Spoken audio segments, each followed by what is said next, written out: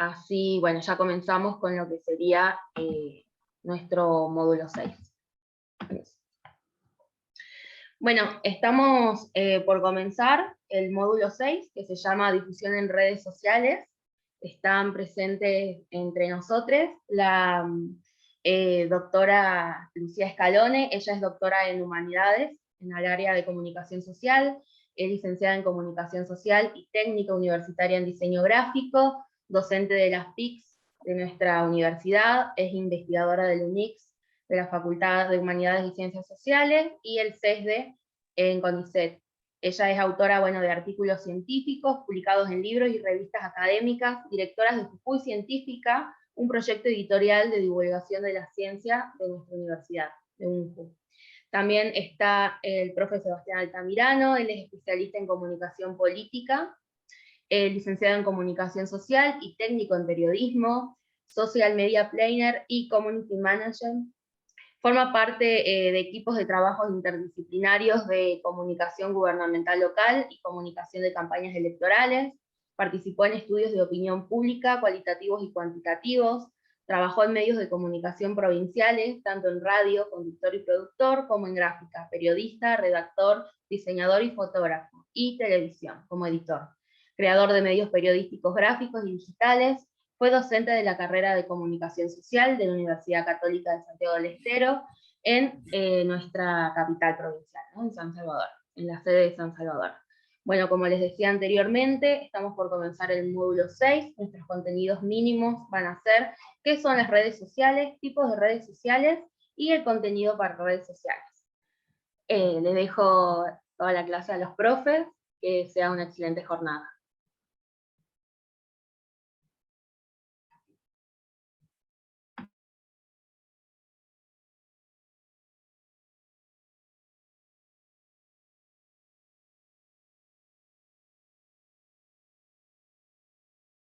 Ahí estaba muteada. Bueno, muy buenos días. Gracias, Camila, por la presentación.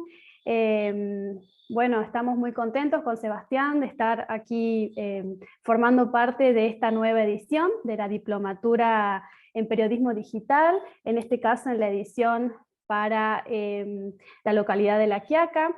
Así que bueno, esperamos que sea un encuentro enriquecedor. Nosotros preparamos una serie de contenidos un poco más profundos y complejos de los mínimos que están planteados en el programa, así que bueno, esperamos acercarles herramientas, recursos, ¿sí?, para el ejercicio profesional. A mí en lo particular también me entusiasma la incorporación de Sebastián en esta edición del módulo, porque él trabaja específicamente en el mundo de las redes sociales, por lo tanto me parecía muy importante sumarlo a este módulo, en tanto creo que tiene muchos conocimientos desde la praxis, ¿no?, que pueden servirles y pueden facilitarles a ustedes para conocer experiencias y poder intercambiar también con él algunos aspectos que hacen al quehacer periodístico, ¿no? Así que bueno, no sé, Sebastián, ¿querés darle la bienvenida acá a los y las estudiantes? ¿Qué tal? ¿Cómo están? ¿Me escuchan bien? Se escucha perfecto. Buenísimo. Bueno, espero que Sí, disfruten. se escucha perfecto. Ahí, a ver. Ahí yo tengo como ahí está.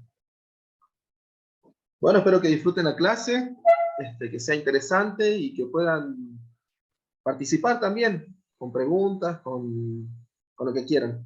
La idea es esa, charlar un poco sobre periodismo, redes sociales, medios y periodismo digital.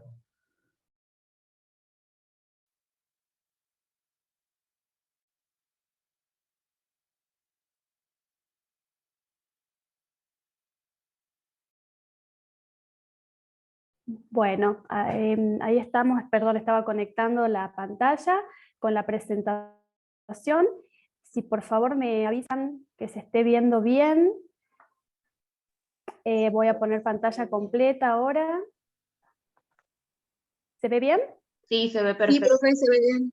Bueno, genial, muchas gracias. Sí, se ve bien. Muchas gracias, muchas gracias. Bueno, vamos a hablar un poquito de difusión en redes sociales, ¿no?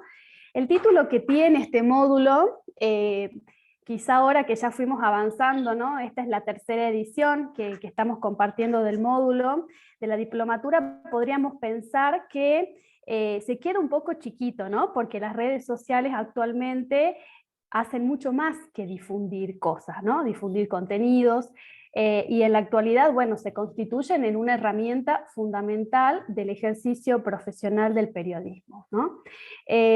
Más allá del nombre, ¿no?, que tiene este módulo, a mí me parecía importante que podamos comenzar, ¿no?, haciendo una serie de preguntas, ¿sí?, disparadoras, para pensar las diferentes aristas que tiene el fenómeno del periodismo, específicamente en relación con las redes sociales, ¿no? Entonces, cuando preparábamos esta clase, pensábamos en estas preguntas. Seguramente ustedes tienen muchas otras preguntas, ¿no?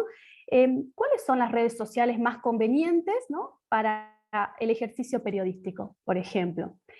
Bueno, ¿cómo hago para adaptar los contenidos periodísticos a las distintas plataformas, ¿no? Entendiendo que todas las plataformas tienen particularidades, tienen ventajas y desventajas, también algunas limitaciones, no todas son iguales, ¿sí? ¿Es necesario estar en todas las plataformas, ¿sí?, en este nuevo periodismo digital? ¿Tenemos que priorizar alguna por sobre otras? ¿Por qué y cómo deberíamos priorizar esa selección? ¿Hay algún tipo de forma específica de redacción para las redes? ¿Cómo podemos hacer para captar la atención de las nuevas audiencias, ¿no? Podemos articular estrategias inter e intrarredes, ¿sí?, combinando distintas redes, por ejemplo. Y bueno, todas estas preguntas, ¿sí?, que nos hacíamos, derivan en una pregunta central, que es la que va a guiar esta exposición, esta clase, esta conversación con ustedes. ¿Por qué y para qué usar redes sociales en el periodismo? ¿Sí? Claro está que la vida cotidiana ha ido digitalizándose cada vez más, ¿no? Por lo tanto, este aspecto va atravesando cada vez más los distintos ámbitos de nuestra vida cotidiana y, por supuesto, del ejercicio profesional, ¿no? La digitalización es un paradigma, ¿sí?, que irrumpió a fines del siglo XX, pero ya está instalado con mucha fuerza, ¿sí?, y actualmente es una manera de relacionarnos y de ser, ¿no?, con el mundo. Entonces, partiendo de este conocimiento y entendiéndonos como ciudadanos, ciudadanas, que nuestro rol profesional tenemos que conocer las particularidades de la coyuntura en la cual nos desenvolvemos, es importante que como periodistas conozcamos los comportamientos y las prácticas que llevamos a cabo en esta sociedad de redes, como decía Manuel Castel, ¿no?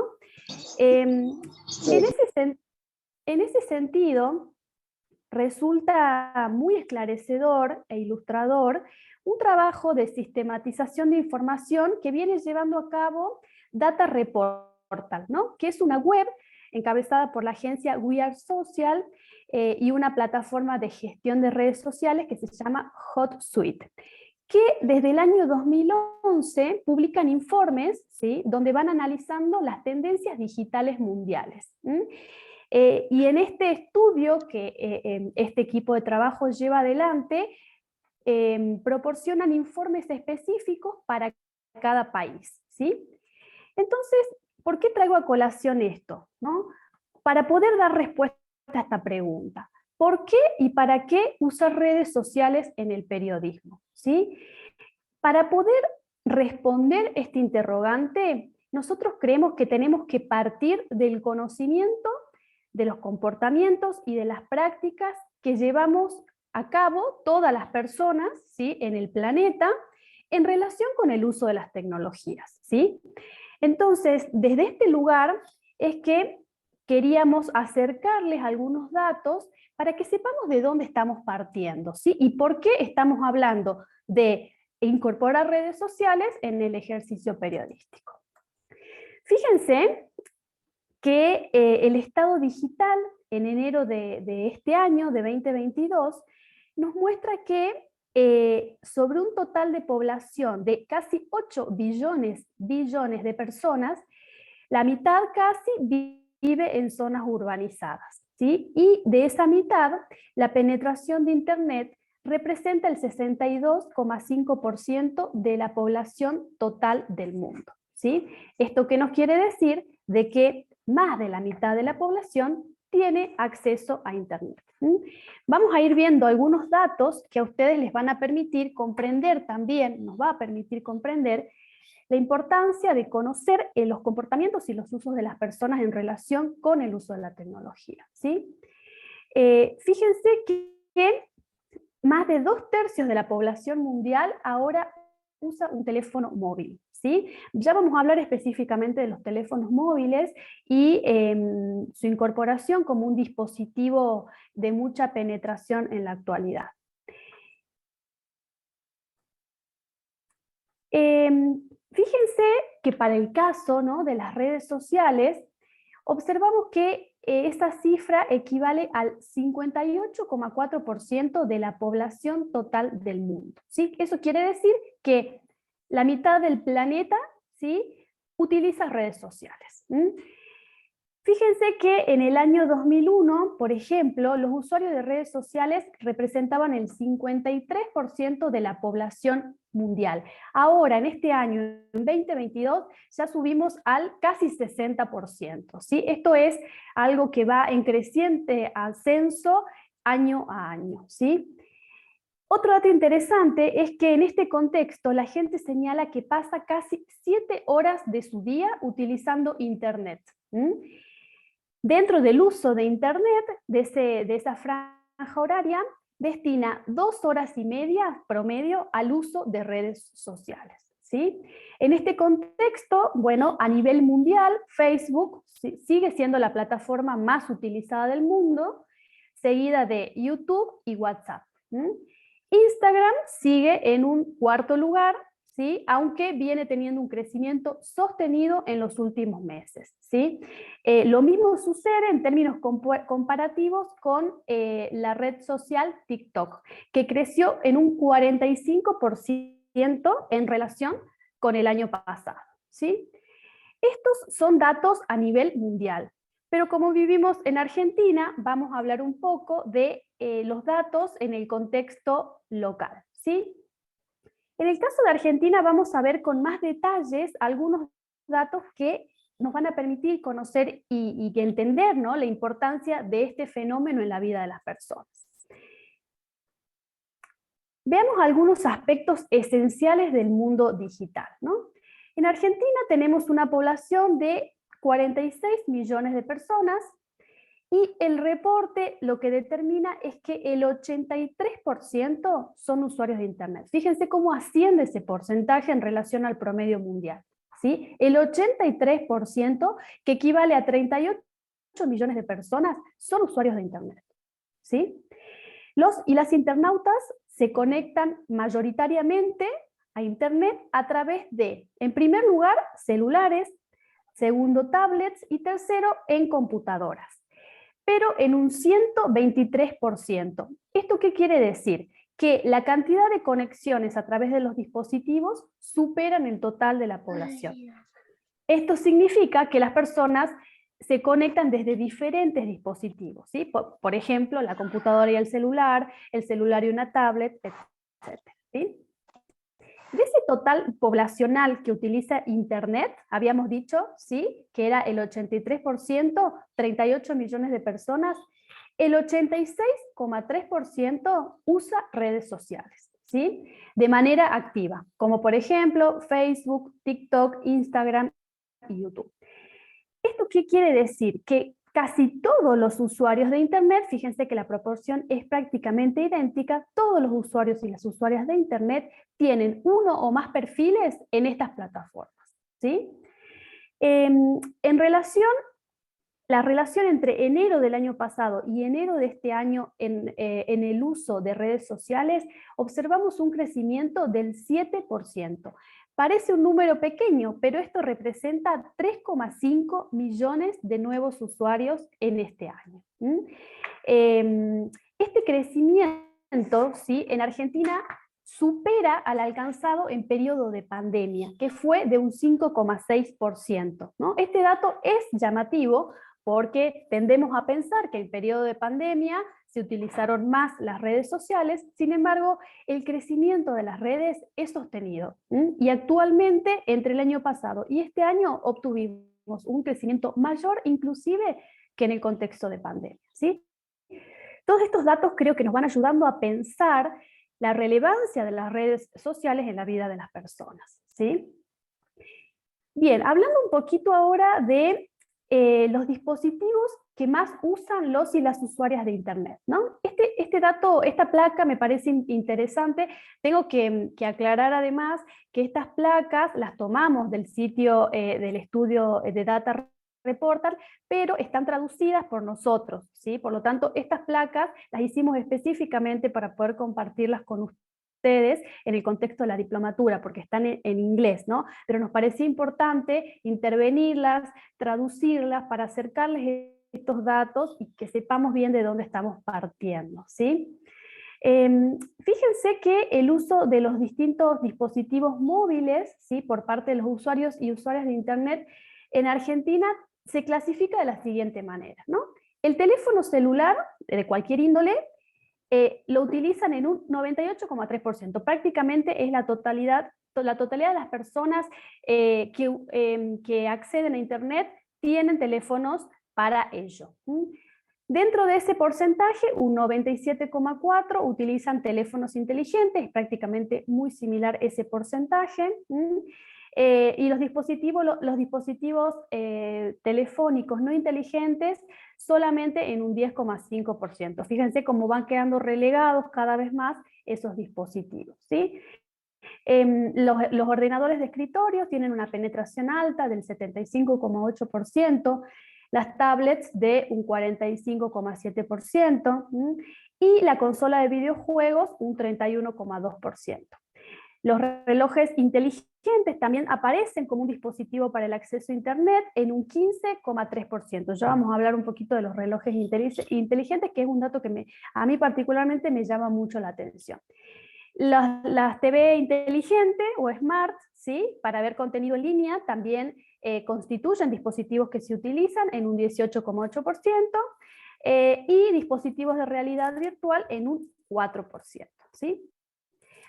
Esta plaquita, ¿qué nos muestra? ¿No? Que los teléfonos inteligentes tienen un peso muy importante en relación con otros dispositivos, ¿sí? Y esto tiene implicancias en la forma de generar contenidos que tenemos que considerar como comunicadores, ¿sí? Fíjense que si las personas se conectan a Internet a través de los celulares, como periodistas tenemos que tener este dato muy fresco y utilizarlo a favor nuestro. Esto quiere decir que los contenidos tienen que estar pensados para formatos pequeños, por ejemplo, para tiempos de lectura breves, por ejemplo, ¿sí? Y en términos comparativos, lo que me llamaba la atención es que el uso del reloj inteligente es el único dispositivo que va en crecimiento. Y este es un dato a tener en cuenta que creo que lo tenemos que ir analizando en profundidad, en tanto estamos asistiendo a un momento donde cada vez más vamos reduciendo el tamaño de los dispositivos, ¿sí?, a partir de los cuales nos conectamos a Internet. Y esto también tiene implicancias de nuestro ejercicio profesional, porque cada vez más vamos haciendo más pequeños los textos, los contenidos, las imágenes, el tiempo y la dedicación que las personas, ¿sí?, utilizan en relación a la navegación en Internet y específicamente en redes sociales, ¿sí? Nada, esto como un dato a tener en cuenta, que es el dispositivo que va en crecimiento, ¿sí?, actualmente, el uso de los relojes inteligentes. Veamos un poquito el tiempo promedio invertido en plataformas y dispositivos digitales, ¿sí? ¿Cuánto tiempo le dedicamos los y las argentinas a distraernos, informarnos o comunicarnos a través de Internet? Veamos un poquito estos números. El promedio de tiempo en Internet es de 9 horas y 38 minutos, ¿sí? Es el tiempo total que transcurrimos conectados a Internet. Fíjense y recordemos que en relación con el promedio mundial, que era 7 horas y media, ¿sí? En Argentina pasamos muchas más horas en promedio conectados a Internet. Dentro de estas 9 horas y 38 minutos, pasamos 3 horas y 40 minutos mirando televisión, 3 horas y 20 minutos usando redes sociales, 1 hora y 20 minutos leyendo noticias, ya sea en medios en línea o medios impresos, 1 hora y 53 minutos escuchando música a través de servicios de streaming, 1 hora y 4 minutos escuchando la radio, 37 minutos escuchando podcast y 1 hora aproximadamente jugando videojuegos de consola, ¿sí? ¿Esto qué nos dice? ¿Qué nos muestra? ¿No? Que casi la mitad del tiempo que estamos en Internet lo utilizamos para acceder a redes sociales, ¿sí? Sin embargo, estar en redes sociales no quiere decir que estemos leyendo contenidos informativos, ¿sí? De esas 3 horas y media, que es el promedio de uso de tiempo en redes sociales, ¿sí? Solo 1 hora y media es destinada para la lectura de noticias. Y este dato también es importante y algo que conversábamos con Sebastián, porque ese promedio es muy pequeño, por lo tanto, como comunicadores tenemos que ser conscientes que las redes sociales tienen otros usos además de los periodísticos e informativos, ¿sí? Entonces tenemos que ser muy estratégicos en la generación de esos contenidos para captar a nuestras audiencias. ¿Se entiende, no? Bien, como un resumen general entonces del uso de Internet en Argentina, ¿sí? Recordemos que en Argentina hay 38 millones de usuarios de Internet, es decir, que casi el 83% de la población usa continuamente este servicio.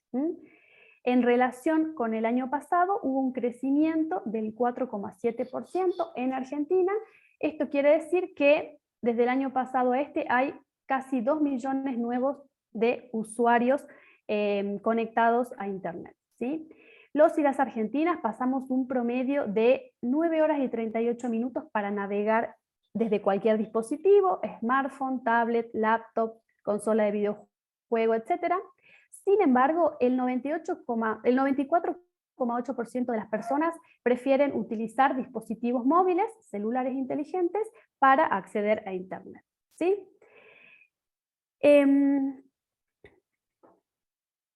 El estado del uso de redes sociales, ¿no? ¿Cuántos argentinos utilizan activamente las redes sociales?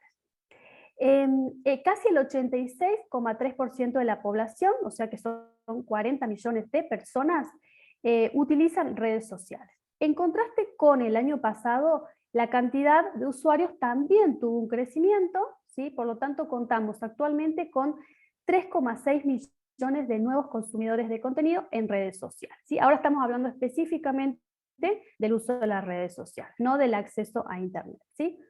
Habíamos dicho que cada argentino pasa un tiempo promedio de 3 horas y 26 minutos en redes sociales, y aquí lo interesante es que los y las argentinas utilizamos y alternamos un total de 7,4 plataformas durante el mes, ¿sí? Veamos ahora entonces cuáles son esas plataformas más utilizadas. A mí me llamó mucho la atención, ¿no? Me parece un número alto la cantidad de plataformas que utilizamos permanentemente los y las argentinas. ¿Cuáles son las plataformas de redes sociales más utilizadas en Argentina? Fíjense quién aparece primero, WhatsApp, ¿sí? Es un dato importante, ¿sí? Por eso retengan esta información, vamos a ir después explicando y desarrollando particularidades y características para entender a WhatsApp como red social. En un segundo lugar aparece Instagram, ¿sí? Y en un tercer lugar aparece Facebook, ¿sí? Este estudio se fue realizado entre personas, usuarios de Internet, de entre 16 y 64 años.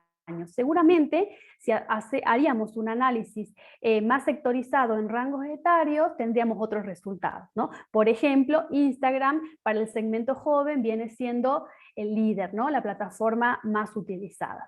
Facebook en un segmento etario de personas mayores es la red social más utilizada, ¿sí? Esto también hay que tenerlo en cuenta, analizarlo, estudiarlo en función de las edades. Pero en un sentido general, este sería como el mapa de situación actual, ¿sí?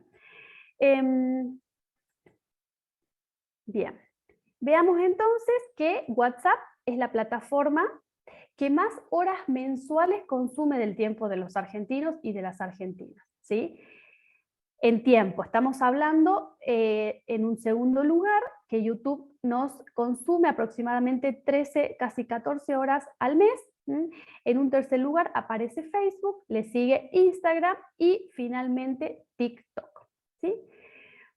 Bueno, ¿para qué estos datos? Bueno, acá les dejamos el link para que ustedes puedan conocer y navegar por todo este informe que la verdad es muy interesante.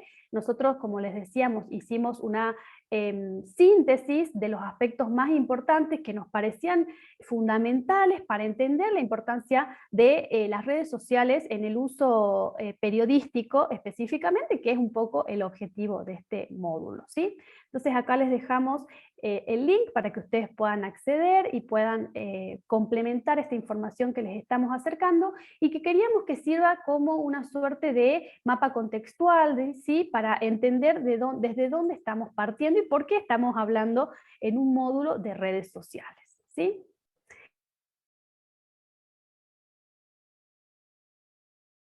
Entonces, ¿qué relación podemos hacer, ¿sí?, entre las redes sociales y el periodismo? Creo que esa es la pregunta central que va a atravesar los contenidos del módulo, ¿no? Y en ese sentido, y con esa relación, es que nosotros preparamos estos dos encuentros de la clase de hoy y de la clase que viene en tres subtemas, ¿sí?, que van a estar organizados de la siguiente manera. En un primer momento vamos a hablar de la noción de periodismo transmedia, ¿sí? Porque esta noción nos va a permitir entender el rol de las redes sociales en el ecosistema mediático, ¿sí? Este va a ser el primer eje de trabajo que vamos a desarrollar, que va a ser un poco teórico, pero que lo vamos a ir alternando con muchos ejemplos. En un segundo momento vamos a hablar del uso de las redes sociales como herramientas del periodismo digital, ¿sí? Y en esta oportunidad vamos a ir desagregando todas las redes sociales, no todas, las más utilizadas por Argentina, ¿sí?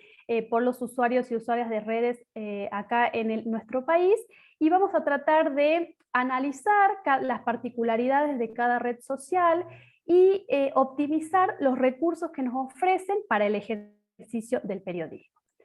Y en un tercer momento vamos a detenernos en una noción clave, ¿sí?, que tenemos que empezar a conocer, que tiene que ver con el storytelling, ¿sí?, como formato de difusión específicamente en redes sociales, ¿sí? Son las nuevas narrativas que se están instalando en el ecosistema mediático, ¿sí?, y que las vamos a analizar en términos teóricos, pero también prácticos, para que sea un concepto que a ustedes les acerque herramientas, oportunidades, ¿sí?, y recursos para que lo puedan aplicar a el ejercicio de su profesión, ¿sí? Nuestra intención es poder acercarles recursos, ideas, ¿sí?, para que se lleven posibilidades de poder transformar, ¿sí?, el ejercicio profesional que vienen llevando a cabo, poder incorporar algún aspecto diferente, ¿sí?, poder cuestionar también algunas prácticas que vienen llevando a cabo. Queremos que este espacio sea un espacio ¿no?, de reflexión, de problematización de estos contenidos. Por lo tanto, también nosotros vamos a estar alternando permanentemente entre los contenidos teóricos y las aplicaciones prácticas, ¿sí? Porque los contenidos teóricos dan sustento a todo esto que estamos diciendo, ¿sí?, y explican por qué y desde qué lugar tenemos que problematizar nuestra práctica periodística, ¿sí? Bueno, esto sería entonces el mapa de trabajo, ¿sí?, de los dos encuentros que vamos a tener. Por lo tanto, en la clase de hoy vamos a avanzar en el punto número 1 y un poquito del punto número 2, y en la clase siguiente vamos a desarrollar en profundidad el punto número 2 y el apartado número 3. ¿Sí? Esto como para explicar y ponerlos en contexto de los contenidos que vamos a desarrollar en estos dos encuentros. Bueno, y ahora ya hablé mucho, así que le doy la palabra a mi compañero. Bien, bien. ¿Ahí me escuchan bien? ¿No se me escucha con eco? No, profe, todo bien, tranquilo. Profe, se le Bien, escucha bien. perfecto. Sí, profe, se escucha perfecto. Buenísimo. Bien, como decía la profesora doctora Scalone, vamos a iniciar esta temática de lo que denominamos el periodismo transmedia, es decir, la utilización de las redes sociales en este ecosistema mediático. Como pudimos ver con todos los datos de los que ya estuvimos hablando, Internet significó un factor de cambio importantísimo para el periodismo en los últimos tiempos, en las últimas décadas incluso. No solo porque creó nuevas plataformas para el uso periodístico, sino porque también obligó a la transformación de las rutinas de producción de los periodistas. Ustedes recordarán, si son periodistas hace tiempo, en el principio de la década del 2000, los medios, nosotros estudiábamos cómo los medios analógicos empezaban a convivir con los medios digitales. Muchas veces las redacciones estaban divididas, había redacciones, por ejemplo, los diarios para el diario de papel, y estaba la redacción del área digital. Eran una convivencia que todavía no se entendía muy bien cómo se iba a realizar.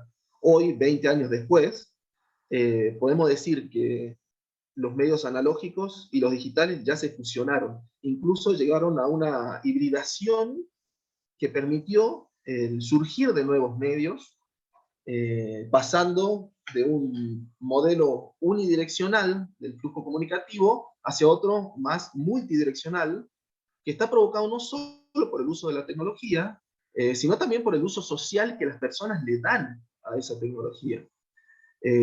Hoy por hoy sabemos que los usuarios participan más activamente que antes, son fuentes, son lectores y a la vez son distribuidores de información. Y desde las redes sociales particularmente, marcan tendencias y muchas veces pelean la primacía de la agenda con los medios tradicionales. Hoy el público tiene hábitos de consumo informativo hipersegmentado. Puede segmentarse de acuerdo a la edad, al nivel socioeconómico, conocimiento cultural, la disponibilidad de conexiones, la tecnología, los soportes, incluso hasta por las estrategias en la lectura, por los textos cortos o largos, el uso de pantallas o la preferencia de un tipo de pantallas, algunos prefieren el móvil, otros la computadora. Y si bien hay dinámicas que persisten en el proceso de producción periodística, también se están notando cambios notables en las competencias exigidas y en los roles y funciones del periodismo. Ustedes lo habrán notado, hay cambios en los horarios, la geografía de las redacciones, las agendas de los medios y sobre todo el tipo de lenguaje que utilizamos como periodistas y la relación que tenemos hoy con los usuarios que antes denominábamos público. Hoy por hoy podemos decir ya tranquilamente que los medios y periodistas empezaron a perder esa exclusividad que tuvieron durante casi un siglo en la construcción de información y en la imposición de las agendas. Hoy hay otros modos de recolectar los datos, de comunicar, de compartir e incluso de mostrar las noticias en los distintos medios y plataformas. En este escenario, le podríamos decir, las redes sociales tienen un protagonismo creciente, porque generaron un espacio en el que las personas realmente sienten mayor comodidad para expresarse y para interactuar socialmente. Las redes sociales incorporadas a los medios allá por finales de la primera década del 2000, 2008, 2009 y 2010, cambiaron la experiencia tradicional del periodismo, como la estudiábamos en ese momento en la facultad y como la practicábamos, lo que hacíamos periodismo en esa época. Hoy la noticia ya es un proceso dinámico y colectivo en su construcción, antes que un producto, que es como lo veíamos antes. Particularmente, para este módulo, nosotros nos preguntamos cuáles son los posibles usos periodísticos que le podríamos dar a las redes sociales. Y nosotros partimos de pensar un abordaje triple, por decirlo de alguna manera. Empezando por la recepción, pasando por la difusión y llegando a la interacción. Estos tres enfoques son complementarios y permiten concebir y aprovechar las redes en todo su potencial informativo. Pero la mayoría de los medios actualmente aplica en las redes sociales una o dos de estas perspectivas. Y son pocos los que hacen un aprovechamiento completo porque, bueno, es un campo que todavía está evolucionando constantemente y quizás no todos los medios tienen las estructuras para poder avanzar utilizando este triple abordaje. Empezamos con la recepción. Si pensamos en las redes sociales de la recepción, las pensamos como una fuente de información e ideas para la elaboración de contenidos periodísticos. Entonces, ¿qué aportan las redes sociales en este nuevo aspecto? En primer lugar, tenemos las noticias de último momento que se conocen antes en redes sociales que en ningún otro medio. Particularmente tiene mucha fuerza el uso de Twitter, porque bueno, tiene por su estructura de utilización, permite incorporar contenidos muy rápidos, la brevedad de los mensajes, la actualización constante, es como el espacio natural de las noticias de último momento, Twitter. Y entonces cuando pensábamos un ejemplo de cuál fue una noticia de último momento que le haya ganado desde las redes sociales a cualquier medio tradicional, y era, no sé si recuerdan, este tweet de Damián Pacher, donde informó antes que cualquier medio, y fue el que dio la primicia, de la muerte del fiscal Nico. En segundo lugar, hablamos de la caja de resonancia de temáticas actuales. Es que más allá de propagar la última novedad, las redes son una caja de resonancia de aquello que suma interés. Si la noticia se define por la cantidad de comentarios que puede generar un hecho, las redes sociales son un espacio que nos permiten verificar casi en tiempo real el interés que suscita un tema. A más interés, obvio, más comentarios, más compartidos, más me gusta. Y el volumen de participación permite ir sondeando ese valor de una noticia. Esta es una cuenta Político en Redes que realiza este tipo de trabajos y analizó, para hacerlo un ejemplo lo más actual posible, la importancia que le daban en redes a, por ejemplo, Sergio Massa como personaje en comparación con el presidente. Y como decíamos, una noticia se define por la cantidad de comentarios que genera. Vemos que Sergio Massa no existía prácticamente en la discusión en redes sociales hasta su asunción, cuando se anuncia su asunción. Vemos que crece, después empieza a bajar, sube un poquito más y vuelve a caer.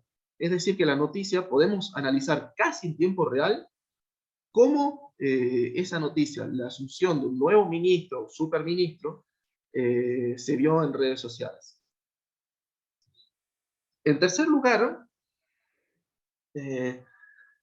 vemos la recepción como las fuentes oficiales de comunicados. Muchas veces las fuentes oficiales se están expresando directamente a través de redes sociales. Dirigentes políticos, deportistas, personajes del espectáculo, lo utilizan como un canal directo, podríamos decir, y rápido para llegar directamente a sus audiencias sin la histórica intermediación que teníamos los periodistas para realizar esto. Los mensajes de Facebook, tweets, y videos de YouTube desplazaron muchas veces a los comunicados de prensa. Esto se ve sobre todo con los deportistas, que prefieren comunicarse directamente a través de redes y ya casi dejaron de lado a los periodistas. Eso se ve mucho con el periodismo deportivo, y se ve que a los periodistas les molesta, digamos, porque hablan mucho de este tema, como que no les dan notas y prefieren utilizar sus redes. Pero bueno, en esta idea de las fuentes oficiales de comunicados, tratamos de buscar un ejemplo que sea bien característico, perdón. Y recordamos este tuit de Cristina Kirchner. Algunos recuerdan de qué se trató. Ella compartió esto en su Facebook también, en la semana de mayo, reflexiones y decisiones, sinceramente Cristina, con el link a un video. Eso fue todo lo que dijo el 18 de mayo de 2019. Veamos el video, a ver si recuerdan de qué se trataba.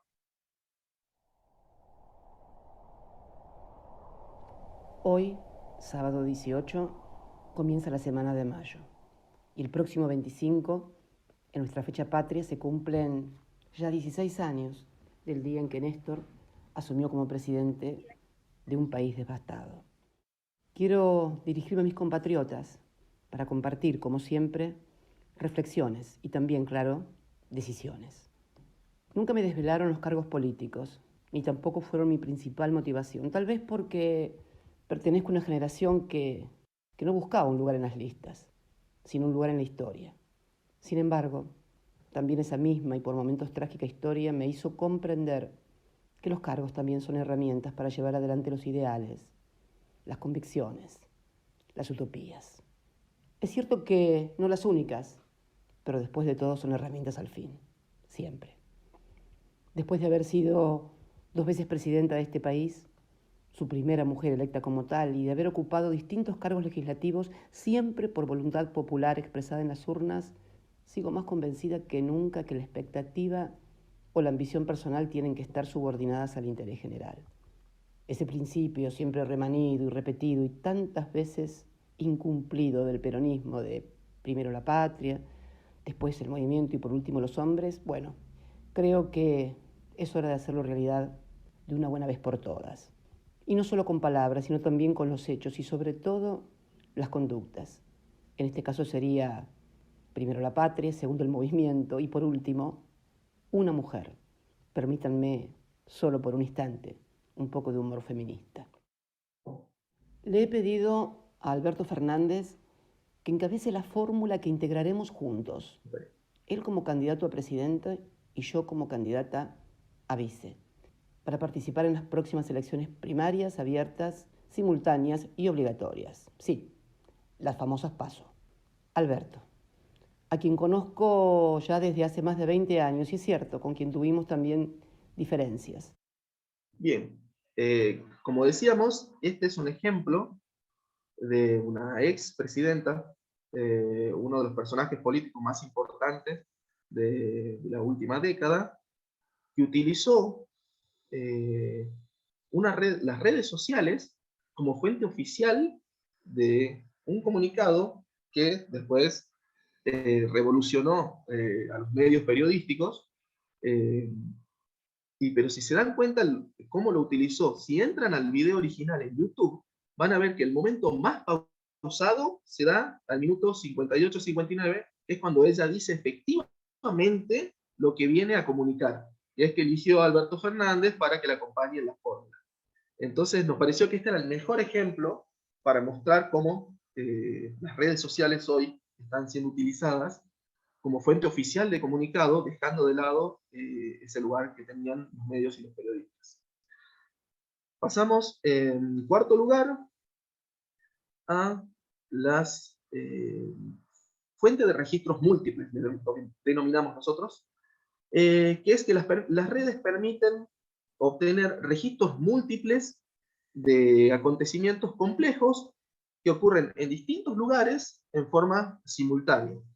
Pueden ser desastres naturales, elecciones, revueltas políticas o movilizaciones masivas. Ustedes recordarán, en 2013, si no me equivoco, fue cuando se dieron en todo el país, casi simultáneamente, los paros de las fuerzas policiales. Después terminó aquí en el mapa dice los incidentes violentos vienen a ser los saqueos, que hubo sobre todo en Córdoba, Jujuy, en Tucumán también hubo. Pero a lo que vamos es que las redes permitieron este registro múltiple que un medio quizás no puede realizar por estar, no puede estar en todo el país al mismo tiempo, está sucediendo algo simultáneamente. Y las redes fueron el espacio para mostrar y comunicar esto que estaba pasando en distintas provincias al mismo tiempo. Y por último, tenemos las fuentes para contrastar información en casos de censura. Las redes se constituyen, además, en plataformas que permiten a los usuarios obtener y contrastar información en situaciones, por ejemplo, de convulsión política. Más cuando los medios de prensa están prohibidos, censurados o cooptados. Muchas veces son los usuarios individuales, le podríamos decir, las personas comunes y corrientes, y también los periodistas y activistas, los que utilizan las redes y funcionan como principales fuentes distribuidoras de la información, superando a las que denominaríamos cuentas organizacionales o cuentas de medios de comunicación. Nosotros tomamos como ejemplo las revueltas que hubo en Cuba en el año 2021, cuando el pueblo cubano salió a las calles pidiendo mayor libertad. La decisión del gobierno cubano fue cortar internet en toda la isla para evitar que esta información se siguiera dando a conocer. Pero acá vemos, por ejemplo, Yusnavi Pérez, una cubana, que fue una de los tantos cubanos que utilizando las redes sociales mostraban lo que estaba pasando porque estaban solo disponible la información oficial de los medios cubanos, los medios del gobierno, digamos. Y aquí vemos entonces cómo las redes sirven para constatar o contrastar información en casos de censura. Esto en cuanto a lo que es la recepción. Pasando al segundo enfoque, que vendría a ser el de la difusión, es el que podemos analizar a las redes por su poder de difusión y de contenidos en los medios. Es decir, ¿qué características tienen la difusión en las redes sociales? Nosotros vemos tres enfoques diferentes. El primer lugar es que la difusión es personalizada, o al menos da esa sensación de ser personalizada, porque llega directamente a los perfiles de cada individuo que utiliza cada red social, de cada usuario. Es decir, que cada actualización de un medio en las redes aparece en la línea de tiempo particular, en el feed, como le llamamos, de cada uno de los usuarios. Entonces, aunque el contenido se difunda simultáneamente a cientos de personas, a miles de seguidores, ingresa a ese entorno personalizado que es el feed de cada uno de nosotros. Es decir, se puede utilizar como una introducción en la línea de tiempo y en la trama que utiliza cada uno de los usuarios de redes sociales. Por eso vimos este dibujo de Daniel Paz, que se da muchas veces, que los algoritmos van creando esa especie de burbuja y dan la pauta de que la información puede ser personalizada como única para ese usuario, ese lector, pese a que llega a millones de personas. Por otra parte, además de personalizada, y al mismo tiempo la difusión puede ser social, porque cobra fuerza en la medida en que los círculos de amigos y seguidores de cada usuario recomiendan, comparten o comentan los contenidos. Hay un número creciente de ciudadanos que acceden a las noticias a través de estos enlaces en las redes. Y así su feed, su línea de tiempo, se convierte en una portada personalizada de noticias. Nosotros tomamos como por ejemplo, para la difusión social, cómo las mismas redes te invitan a tus amigos, a tus conocidos, a incluirte o a incluir esa información dentro de su feed personalizado. Esto se da también, quizá lo hayan visto en Facebook sobre todo, en Twitter también con los retweets o con los me gusta, cuando hay páginas o personas a las que ustedes no siguen, pero terminan viendo lo que ellos publicaron porque algún amigo de ustedes hizo un comentario, puso un me gusta o compartió esa información. Entonces ustedes llegan a esa información de difusión social por otro lado, aunque ni siquiera lo conocieran, les llega por amigos, por conocidos, y ese enlace de redes crece. Y por último tenemos lo que denominamos los dos niveles de filtración de noticias, tomando la idea del periodismo del siglo pasado, de los gatekeepers. Recuerdan, eran el editor en jefe, el que decidía qué información se iba a publicar, el que decidía qué noticias se publicaban, cuáles no, el que era ese guardián de esa puerta de la información y que decidía qué era lo que el medio iba a comunicar, digamos.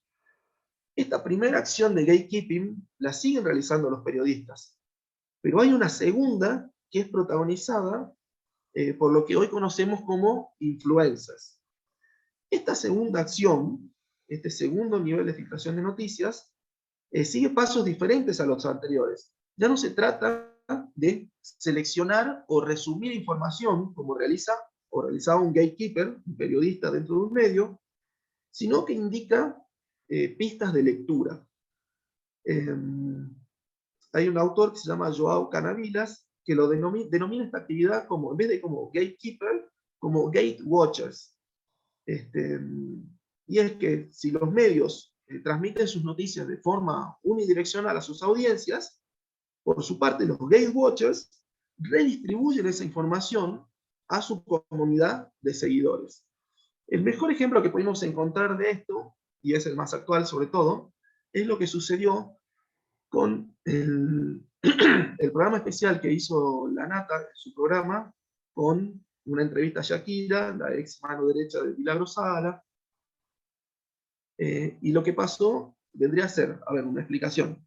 El gatekeeper fue La Nata, seleccionó y resumió esa información dándola a conocer en un medio. El gatewatcher en este caso fue Santi Maratea, un influencer, si no lo saben, tiene más de 3 millones de seguidores en Instagram, en sus varias redes, que retomó esta información y la dio a conocer de una manera distinta. No linkeó la información, sino que simplemente dio una nueva pista de lectura, podríamos decir, a lo que era esa información original. Por si no vieron el video, es este. Y la segunda, Milagro Sala. Onda, no, Milagros, no me hagas esto. Y antes de que me digan nada, porque vos sos macrista, cuando no soy macrista, o porque seguro recibí sobres, cuando el único sobre que estoy esperando es el de Hogwarts y nunca me llegó, quiero que sepan que yo estuve en Plaza de Mayo aplaudiendo para que liberen a Milagros Sala. Así que la desilusión es genuina. Es más, me acuerdo, yo estaba caminando la pendejo por Plaza de Mayo, había una campe y fue como, hola, ¿qué pasa acá? Estamos pidiendo por la liberación de Milagro Sala. ¿Quién es Milagro Sala? Una señora del norte que hizo una cooperativa y, bueno, ayudó a un montón de gente y les dio casas y un lugar con pileta y lugar para hacer deportes y escuelas y... ¿Por qué está presa? O sea, ¿por qué no tiene un premio Nobel de la Paz? No, porque la juzgan de que fue corrupta con su organización. Ay, ¿por qué? Dicen que fue corrupta. No, porque tiene un auto, porque tiene una televisión, porque tiene... Entonces, claro, juzgan a las personas que ayudan, a las personas que hacen trabajos sociales, las juzgan de que no pueden tener cosas caras. Y yo, onda, estoy totalmente de acuerdo con... O sea, liberen a Milagro Sala. Al día siguiente fui a la marcha. O sea, ¿quieren saber cómo me siento? Literalmente así. Te juro. Onda, pero boludo, yo me fui a esta Plaza de Mayo, yo era un chico de San Isidro, me tomé 3 bondi para llegar ahí, para decir que liberen a Milagro Sala. Ahora me entero de todo esto. Bueno, la ex mano derecha de Milagro Sala, Shakira, que cuenta que cuando iban a ver al Papa, supuestamente viajaban hasta Italia, 15 personas acompañaban a Milagros para saludar al Papa. En realidad, cada persona, primero, ¿cómo pagás 15 pasajes para ir a Italia? Pero aparte, cada pasajero llevaba $10.000, que es lo que puede llevar un pasajero común. Entonces, cuando llegaban a Italia, le daban toda la plata a Milagros, que son aproximadamente $160.000. Ay, qué bronca, boludo. ¿Dónde está esa plata? ¿Dónde está esa plata? Nos vendría bárbaro a Argentina esa plata. ¿Dónde está?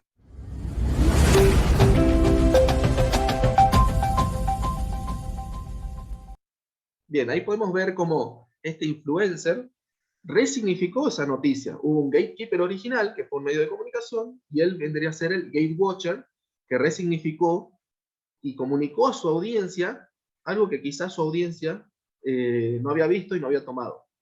Ahora, estos influencers se convierten en aliados fundamentales de los sitios de noticias. En este caso, de la noticia que brindó el programa de La Nata. Porque su participación permite incrementar las visitas a los sitios.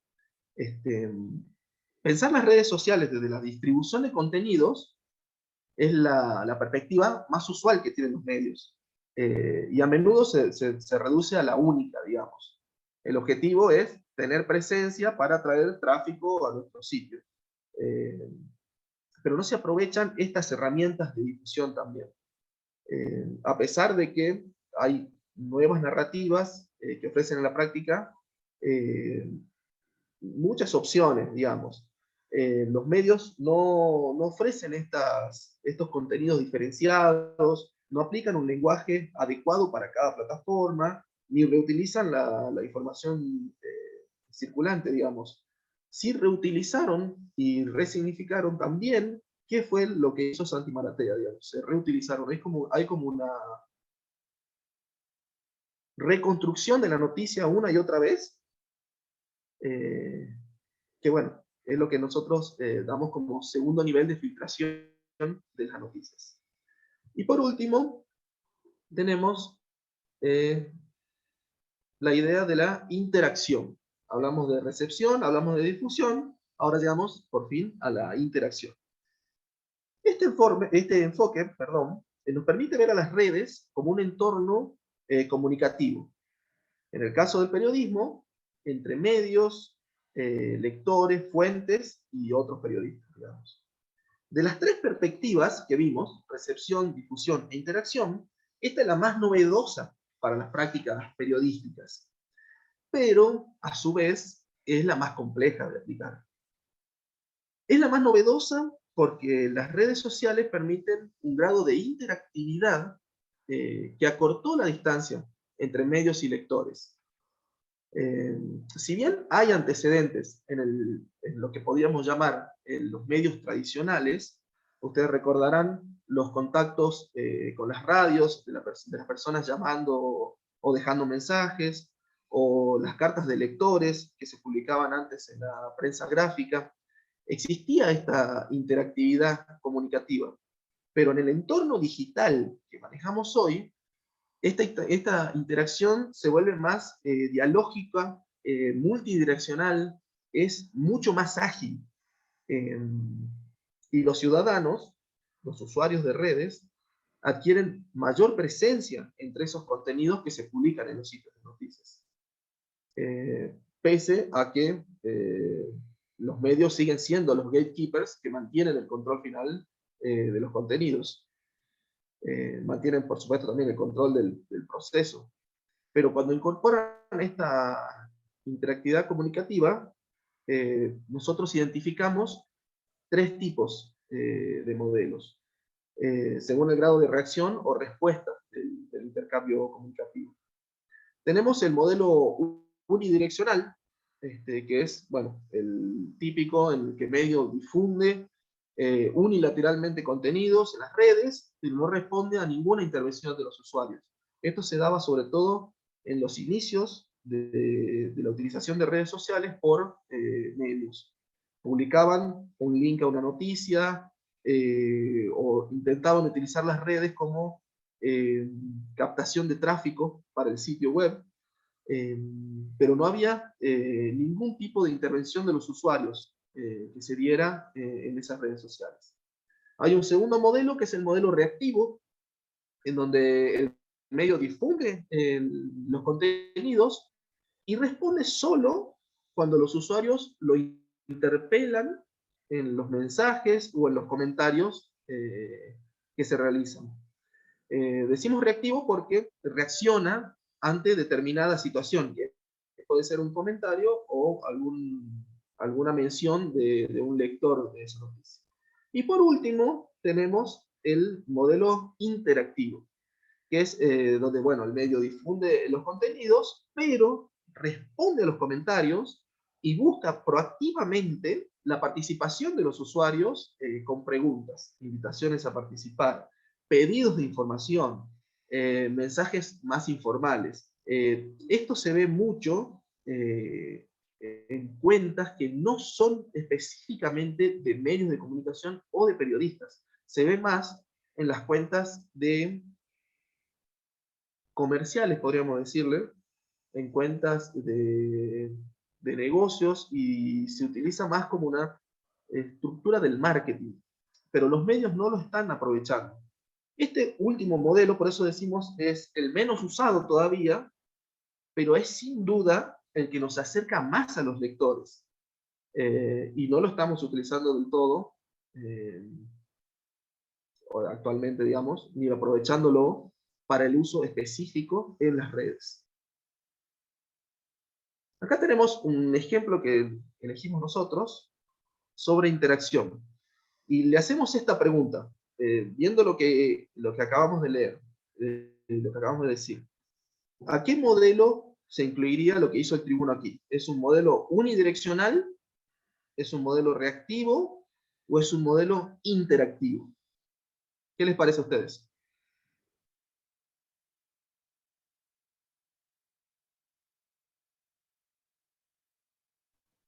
Profesor, un modelo interactivo.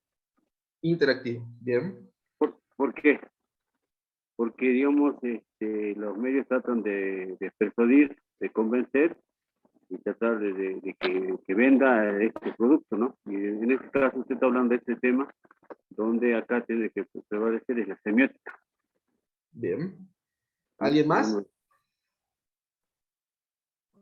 Profe, ¿qué tal? Sí, más que nada interactivo porque te da la opción de reaccionar, digamos, a cada emoji, ¿no? Por ejemplo, si te gusta la camiseta blanca y celeste, entonces le damos el me gusta, o si nos gusta la camiseta azul, le damos un me encanta, o sea, como que claramente es para interacción.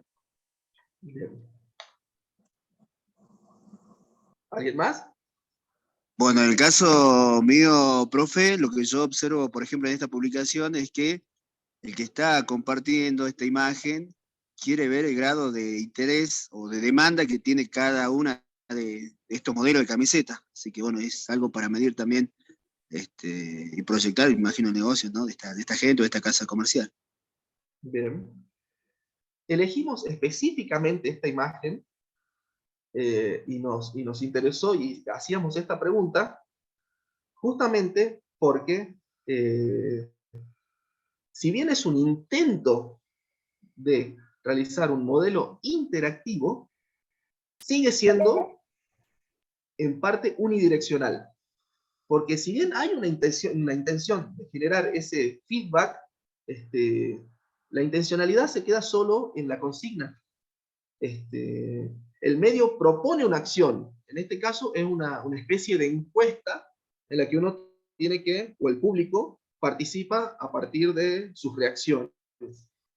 Pero el medio no responde, ni utiliza luego esa información para generar una nueva noticia dentro de esta, o en una nueva, diciendo, bueno, esto es lo que pasó, esto es lo que la gente eligió, o para seguir alimentando esa acción interactiva de la propuesta. ¿Se entiende? O sea, Hola. el medio sigue proponiendo una acción, buscando interacción, pero no continuándola, por decir así. No responde a esa interacción que la gente realizó. ¿Se entiende?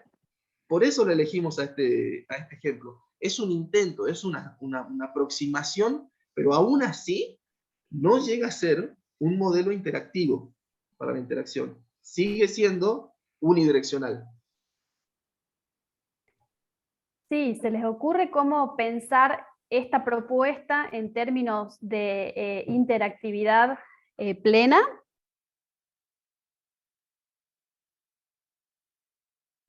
¿Cómo convertiríamos esta consigna, ¿sí?, en una correcta aplicación del sentido interactivo de las redes sociales?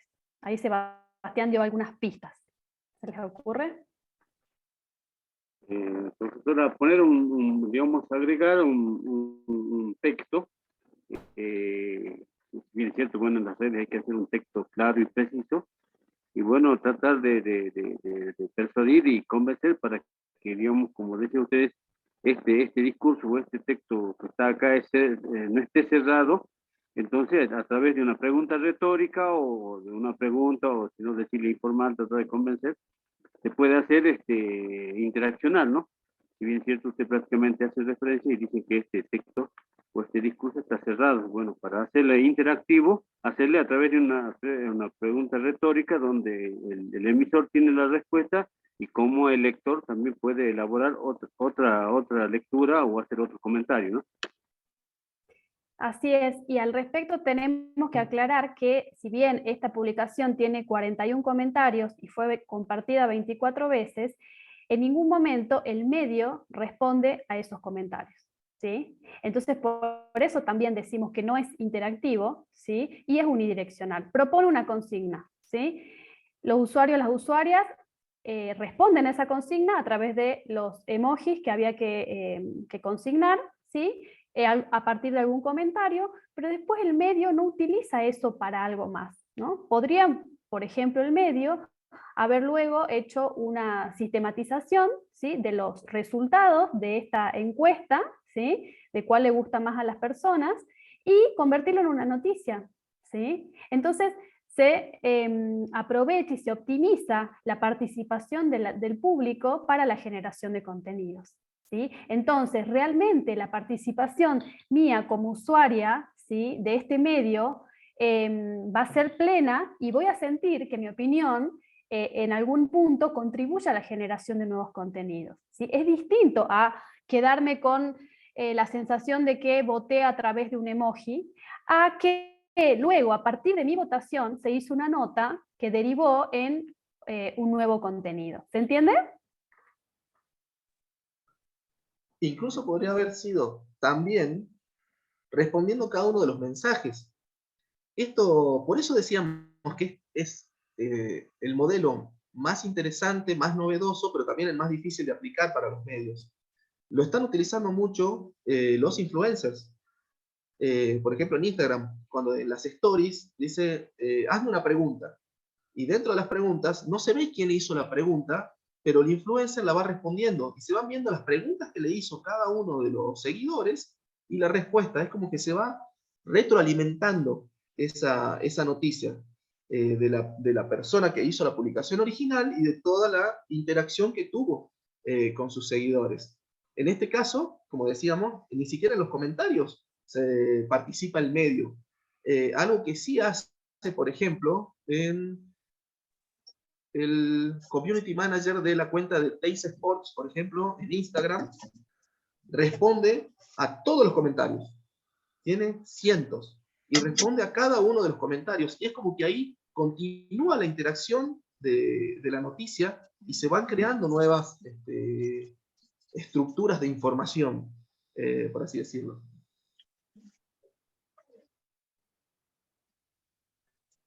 Bien.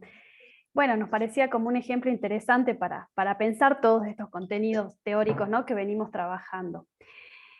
Bueno, y para avanzar un poquito más, teniendo en cuenta, ¿no?, que estamos frente a un escenario de fragmentación en el consumo, ¿sí? Es que tenemos que pensar que estamos frente a la necesidad de considerar los aportes de los usuarios, de justamente esto lo que estamos conversando, en la producción de noticias. Creemos que el desafío está allí, ¿no? En este sentido, entonces, se comenzó a proponer la noción de periodismo transmedia, ¿sí? Periodismo transmedia como un estadio superador, ¿no?, de esas instancias más unidireccionales que veníamos conversando de transmisión de información, ¿no? El micrófono abierto. Ahí estamos. Gracias. Bueno, entonces en este sentido vamos a seguir avanzando un poquito más para diferenciar y poder entender las prácticas, ¿no?, de los medios periodísticos y de los periodistas y las periodistas en las redes sociales. Y vamos a diferenciar 3 momentos o 3 procesos periodísticos según una serie de características que creo que nos van a ayudar a precisar nuestras labores como en el ejercicio profesional, ¿no?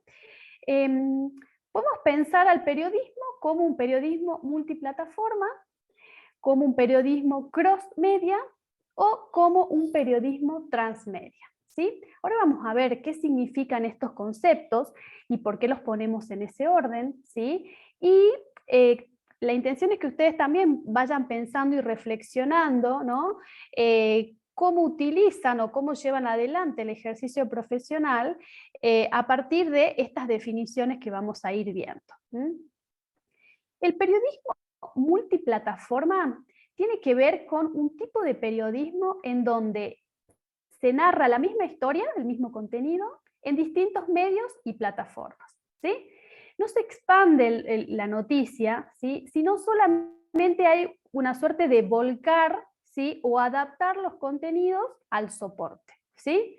Estos son los casos, ahora vamos a ver a continuación ejemplos, pero estos son los casos en donde se replica el contenido del sitio web en las plataformas de redes sociales, ¿sí? O sea, el mismo contenido se vuelca en redes sociales. Eso sería un tipo de periodismo multiplataforma, porque se replica, se vuelca ese contenido en distintas plataformas de redes sociales. Sería un tipo de periodismo digital, sí, pero limitado, ¿sí?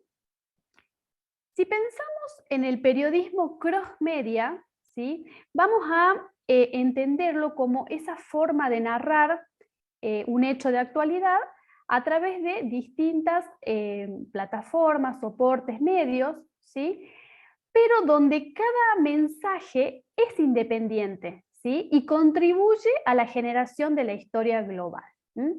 Acá no hay participación activa todavía, ¿sí?, de la audiencia en la construcción de los contenidos, ¿sí?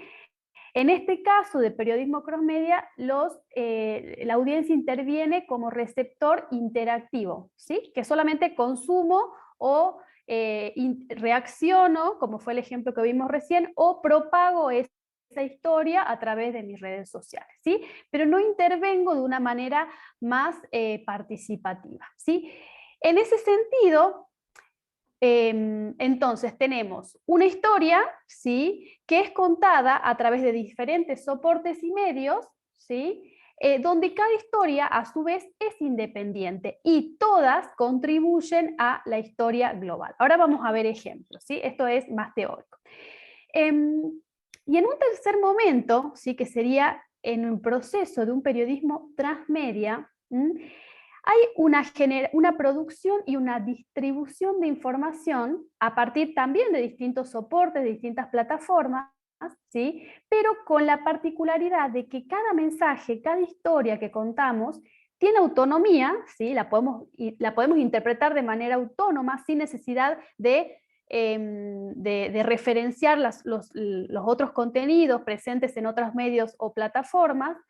pero que van expandiendo, si se quiere, el universo informativo, ¿sí? Es una forma nueva de narrar la actualidad que utiliza diferentes soportes, medios y plataformas. Cada contenido, cada mensaje es autónomo y expande ese universo informativo. Y aquí la característica es que los usuarios tienen un papel clave, ¿sí? La audiencia contribuye a la construcción de la noticia, ¿sí? Aquí en el periodismo transmedia es fundamental la intervención de los usuarios para expandir, ¿sí?, ese mundo narrativo, ¿sí? Y es importante que se hagan públicos esos comentarios, esos aportes de la audiencia dentro de la historia, porque contribuyen a la generación de del propio contenido informativo. ¿Esto qué quiere decir? Que la audiencia, el usuario, la usuaria, colabora activamente en el universo narrativo a partir de su intervención, ¿sí? El periodismo transmedia puede ser pensado, ¿sí? Podemos llevarlo a la práctica desde la producción mediática si promovemos una estrategia que incite, ¿sí?, que promueva la participación.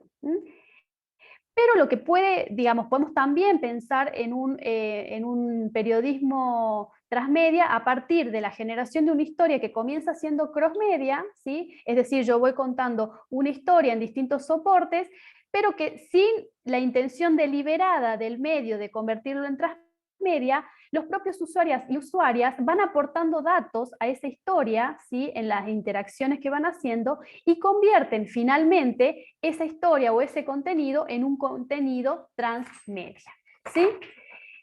Aunque no haya sido planificado deliberadamente, ¿sí? A esto le llamamos y denominamos la transmedialización de contenidos. Ahora vamos a ver unos ejemplos para que quede más claro, ¿sí? Fíjense, este sitio web, ¿sí?, es una noticia publicada en la página web de Página 12, ¿sí? Fíjense la foto, fíjense el título, la volanta, la bajada. Ese contenido, fíjense cómo aparece en la red social Facebook, ¿sí?, del medio. Fíjense que tiene exactamente la misma foto, el mismo título, la misma bajada y la misma volanta. Veamos ahora qué pasa en Instagram. Tenemos la misma foto, el mismo título, la misma volanta y la misma bajada, ¿sí? Entonces, estamos frente a un ejemplo claro de multiplataforma, ¿sí? ¿Por qué? Porque el medio publicó una noticia, pero la replicó, la volcó de manera idéntica en las redes sociales, ¿sí?, sin aprovechar los recursos que tienen, las posibilidades que tiene cada una de estas redes sociales, que ya las vamos a ver en la próxima clase, ¿sí? Entonces, este sería un claro ejemplo de algo que es en realidad lo más habitual que sucede en los medios de comunicación, ¿sí? No hay un aprovechamiento de los recursos de las redes sociales, sino un volcar información de manera idéntica, ¿sí? Este sería un proceso periodístico multiplataforma. Ahora vamos a ver un ejemplo de periodismo cross-media, ¿sí? Fíjense este videíto que vamos a ver a continuación del diario Somos Jujuy. ¿Alguna vez te preguntaste cómo hago para saber en dónde votan las elecciones legislativas?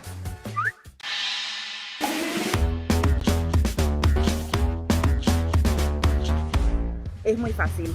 Lo único que tenés que hacer es entrar a tribuelectoraljujuy.gov.ar. A mano derecha de la pantalla tenés que hacer clic en donde dice Padrones Electorales. Una vez adentro, seleccionás Consultas Elecciones Parlamentarias del 27 de junio y ahí vas a rellenar todos los datos que te pide. De esta manera la página te va a indicar el sector y la escuela en donde tenés que votar. Como el padrón es provisorio, si ves algún error, podés denunciarlo y reclamar el cambio. Ahora ya sabés cómo saber en dónde votás este 27 de junio. Bien, bueno, fíjense, ¿sí?, que este segmento, este video de Instagram TV, ¿sí?, se denominó Pregúntate, ¿sí? Es un segmento específico que promueve el diario Somos Jujuy, ¿sí? Con la temática relativa a las elecciones, ¿sí? A las elecciones legislativas. Este contenido, que es independiente, se complementa con una noticia, ¿sí? Que sale en el diario, en la versión web de este diario, de este medio de comunicación, y fíjense cómo también utilizan las historias, ¿sí? Las stories de Instagram, para que las personas que ingresan a través de esa posibilidad que ofrece Instagram, las direccione a Instagram TV, que es otro formato, otra posibilidad, otro recurso de esta plataforma, ¿sí? Entonces, decimos que es un ejemplo de periodismo cross-media, ¿sí? Porque la temática son las elecciones, ¿sí? Pero fíjense cómo se fueron construyendo diferentes mensajes, ¿sí? Diferentes contenidos a partir de las posibilidades de las redes, ¿sí? No solamente se publicó la noticia y se la volcó en Instagram, sino que se hizo un segmento audiovisual en Instagram TV y eso se complementó a través de las historias de esta red social, ¿sí? ¿Se entiende entonces? Cada pieza, cada contenido tiene autonomía, ¿sí? Es independiente. Yo puedo ver esa historia y entender o saber de qué se trata la noticia. Puedo, si me interesa, ir a consultar el video de Instagram TV y puedo también luego ingresar al sitio web a leer la noticia completa, ¿sí? Estamos frente a un caso, ¿sí? De periodismo cross-media, que sería un avance bastante importante, ¿no? En relación a lo que veníamos viendo en el estadio anterior, en el estado del periodismo multiplataforma. Sin embargo, ahora vamos a ver también un ejemplo de periodismo transmedia, que sabemos, ¿no? Que es complejo, ¿sí? Pero deberíamos pensarlo como el norte, ¿no? Como el horizonte hacia el cual tendríamos que ir considerando el ejercicio periodístico, entendiendo que las audiencias ya no son esos receptores pasivos, ¿sí? Sino son generadores también en sí mismos de contenidos y pueden aportar a los medios desde un sentido, ¿sí? Complementario. Entonces, con eso en mente, con ese horizonte, les vamos a mostrar un ejemplo que se hizo sobre periodismo transmedia. Lo vemos y después conversamos un poquito acerca de esto.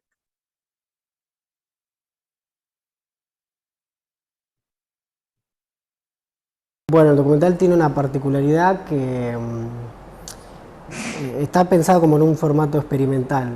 La idea con un documental interactivo en internet es que el usuario pueda revivir lo que sucedió, los hechos de la historia que sucedieron preguerra y durante la Guerra de Malvinas. Y para eso, por ende, el documental no puede tener un tiempo tan acotado de realización, tiene que tener un trabajo continuo que va a durar durante 4 meses, va a ser relatado en tiempo real, donde el usuario puede entrar hoy a Twitter, a Facebook o al sitio y va a estar leyendo lo mismo que leían los argentinos el 2 de junio, el 3 de junio, el 1 de mayo del 82, pero 30 años después. Entonces esto tiene una realización que va a ser durante 4 meses, el tiempo que duró tiempo antes del conflicto, un mes antes, del 2 de marzo hasta el 14 de junio. Entonces el usuario puede dejar el documental hoy y volver dentro de 2 días, que eso va a estar vivo, se va a estar reproduciendo continuamente. Como te decía, es un experimento, es un lindo experimento. Lo más cercano tradicionalmente en el lenguaje periodístico a este trabajo es un documental. Nosotros le agregamos el concepto de interactivo, porque me parece que se le escapa también a la categoría documental tradicional, porque esto tiene audio, tiene texto, tiene videos, tiene fotografías, digamos, es multimedia.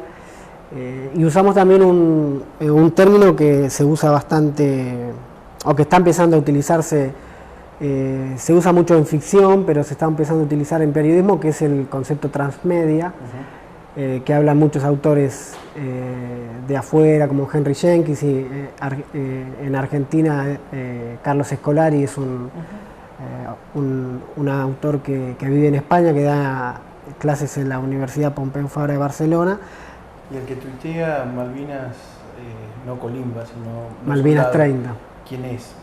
Estamos... ¿Asumen el papel de contraalmirante Menéndez? No, digamos, el concepto de la cuenta Malvinas 30 va a ser, te podría decir, como un relator omnisciente, digamos, de lo que sucedió. Se van a ir publicando ahí los datos duros de lo que sucedió en la guerra.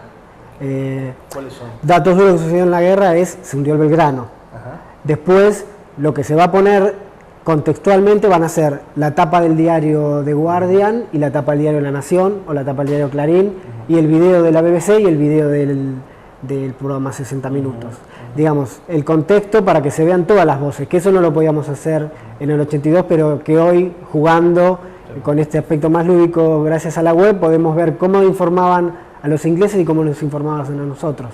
Y eso también nos da la posibilidad de no tener que hacer la tradicional editorial, es decir, nos informaban de esta manera. Creo que poniendo el dato de la tapa de un diario inglés y uno argentino, de un fragmento de un noticiero de la BBC y de un fragmento de noticiero de 60 minutos, ya ahí se fija una posición de decir, mirad las diferencias que había. No es necesario que eduquemos, entre comillas, al usuario, ahí él lo va a poder ver muy claro. Bien, bueno, este ejemplo, ¿no?, nos parece muy interesante porque demandó un esfuerzo de un equipo de trabajo que llevó mucho tiempo, ¿sí?, coordinado por Álvaro Liuzzi, que es docente de la Universidad de La Plata, ¿no?, referente en la aplicación, en la experimentación de esto que es el periodismo transmedia, ¿no? Tiene artículos publicados en este sentido, tiene unos newsletters muy interesantes también sobre periodismo digital, así que es una persona bien interesante para seguir. Fíjense que este proyecto, que él lo denomina documental, pero que no termina siendo un documental, es un ejemplo de periodismo transmedia, ¿no?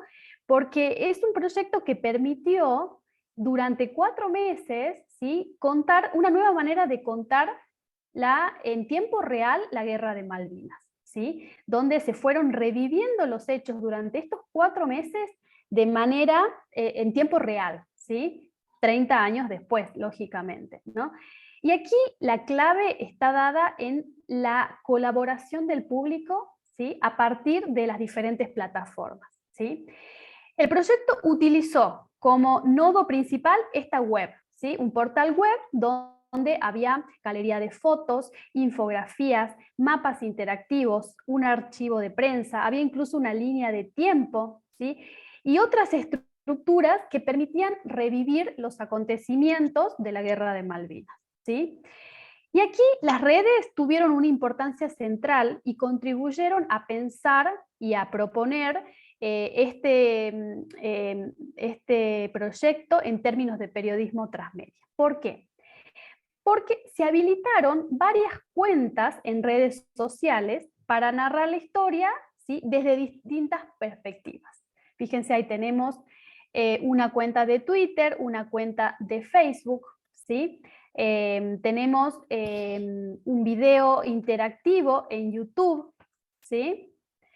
Y, por ejemplo, tenemos galerías de fotos, ¿sí?, los mapas interactivos que habíamos mencionado recientemente, ¿no?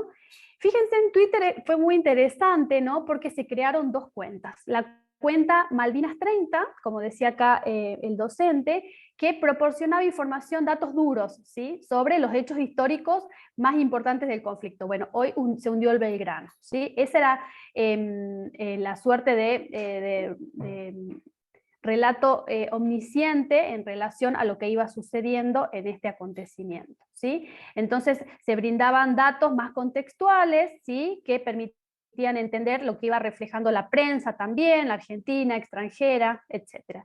Y después crearon una cuenta que se llamó Soldado M30, ¿sí?, que era una suerte de bitácora de guerra en la que un soldado de 19 años que estaba realizando el servicio militar iba contando la experiencia que iba vivenciando, ¿no? Y esta cuenta recupera las crónicas de excombatientes. Fíjense el trabajo de investigación que hay detrás de este proyecto, ¿sí? Pero acá también lo interesante es que, por ejemplo, en Facebook y en Google+, ¿sí?, se fueron incorporando otro material complementario donde el público, la audiencia, contribuyó a ampliar ese horizonte narrativo. Por ejemplo, hubieron otros excombatientes que compartieron sus historias, que compartieron imágenes, que aportaron otros datos que no estaban en esta web, ¿sí?, en este proyecto. Entonces, ese contenido, ese aporte de los usuarios y de las usuarias terminó ampliando este proyecto, que comenzó siendo pero a partir de la interacción de la audiencia se convirtió en un proyecto mucho mayor, donde la audiencia tuvo un lugar central. Bueno, eso es un ejemplo de periodismo transmedia, ¿sí? ¿Se entendió? ¿Se entiende esta idea? ¿Cómo la ven?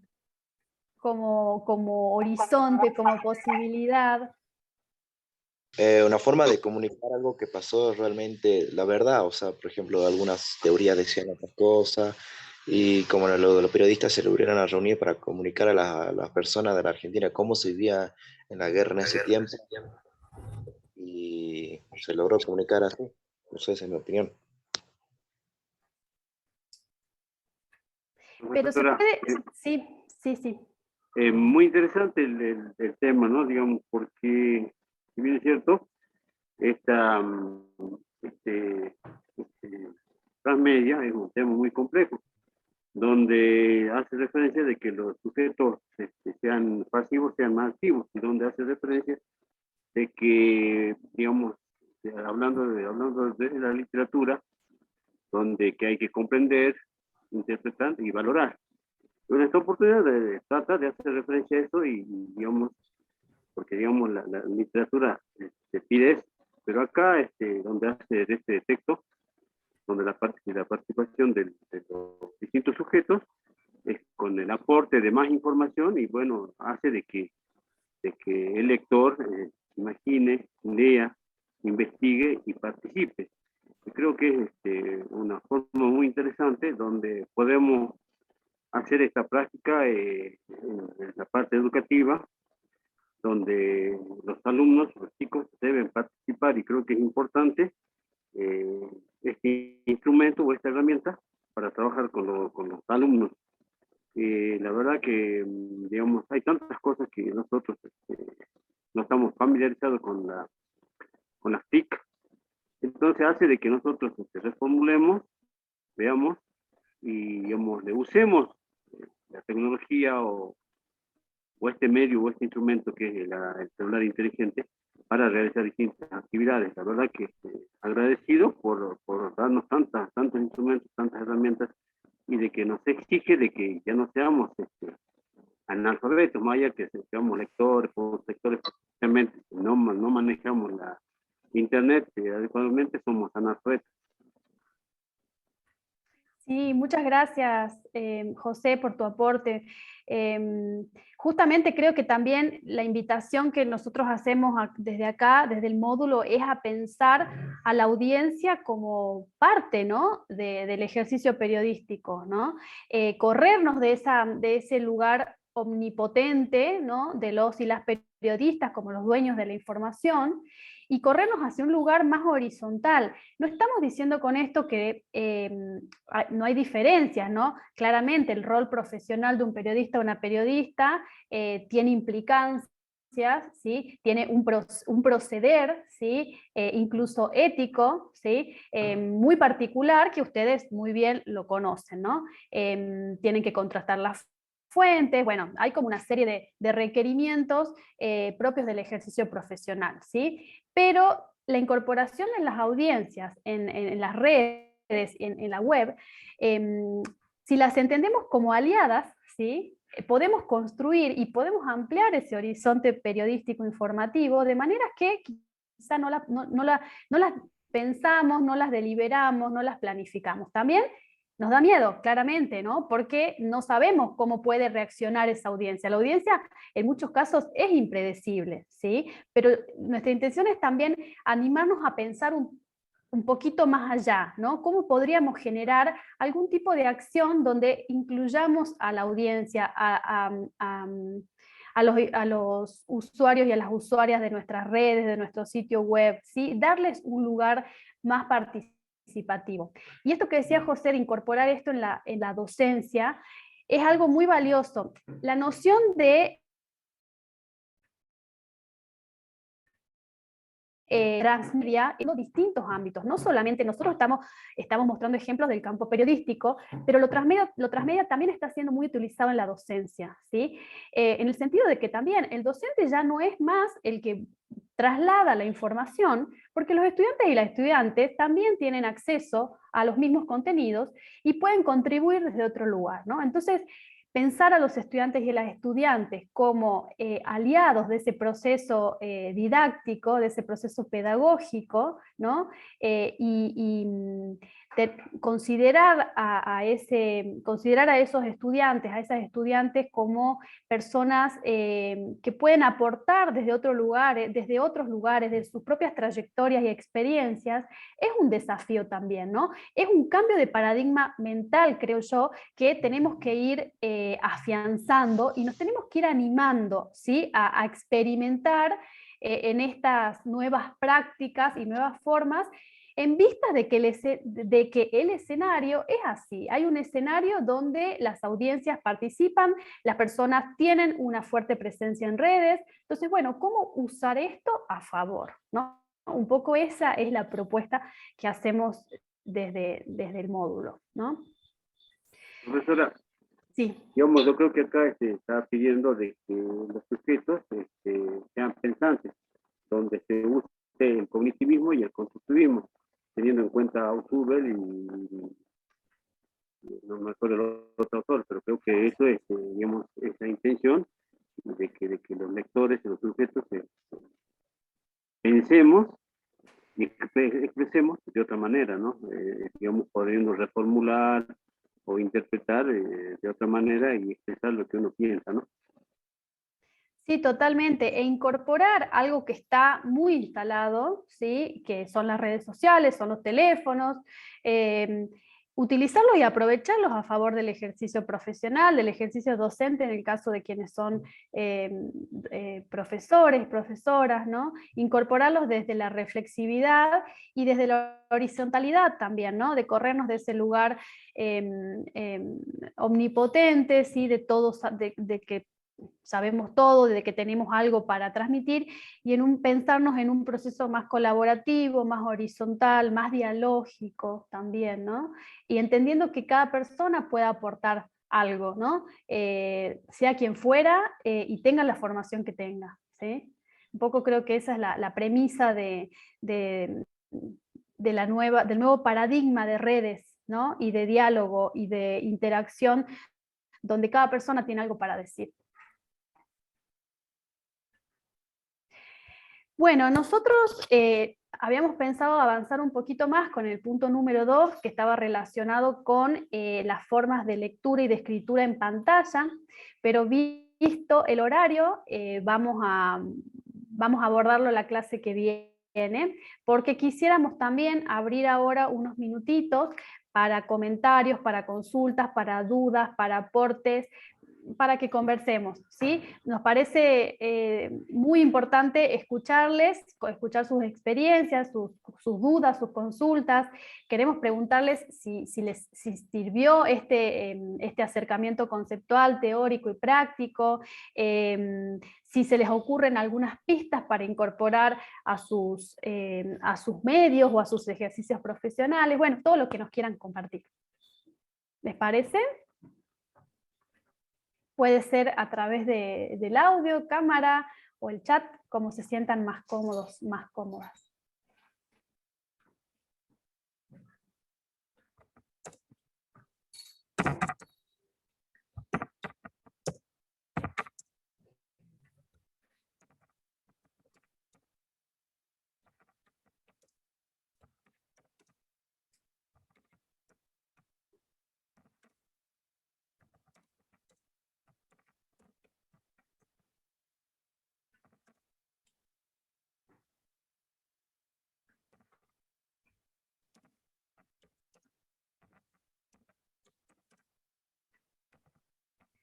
¿Se nos durmieron?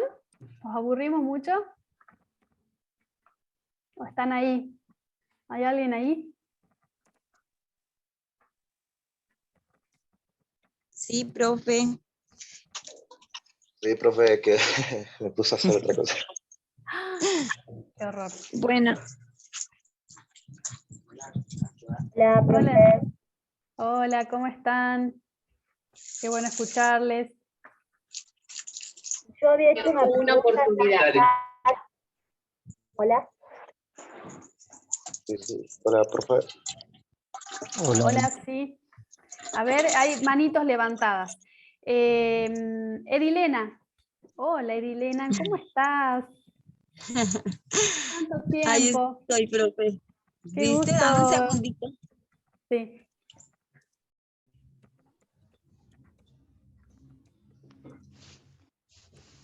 No.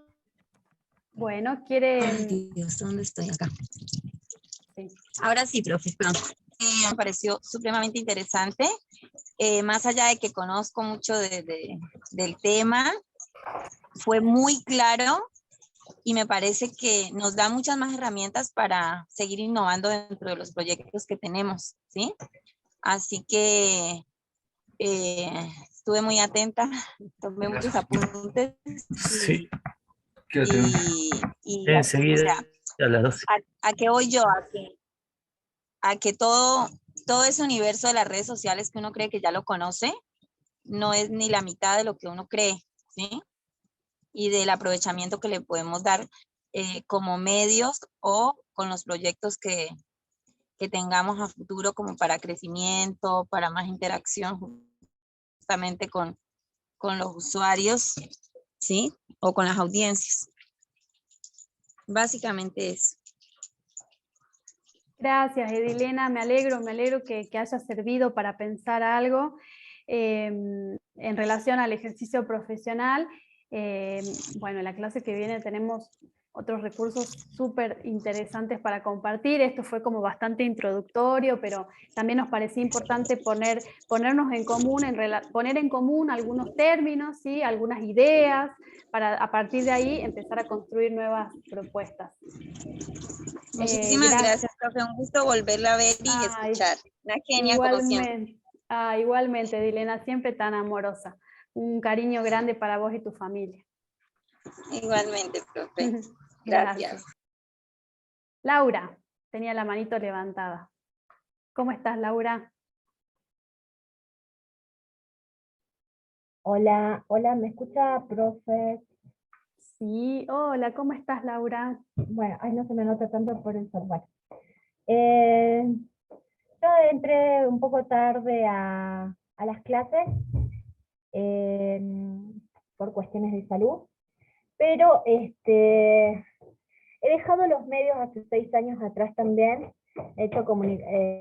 Hago comunicación indígena, o sea, desde ese lado estoy. Digo comunicación indígena o comunicación más en base a crear contenidos más de acá del norte o de nuestra cultura. Ese es mi interés.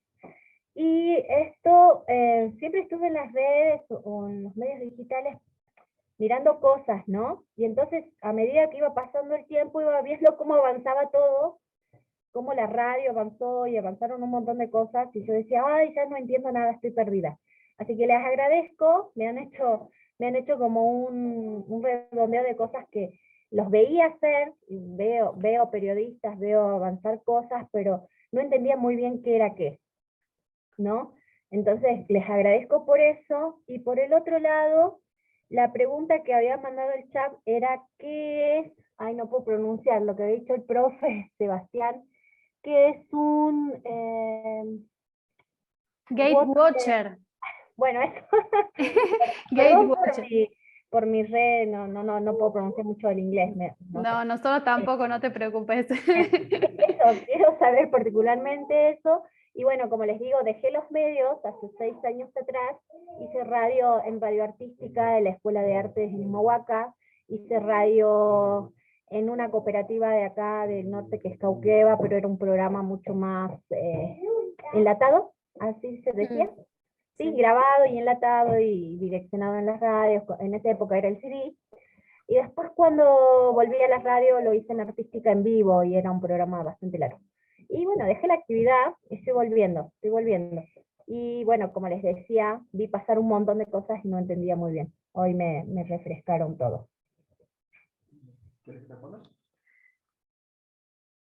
Sí, Laura.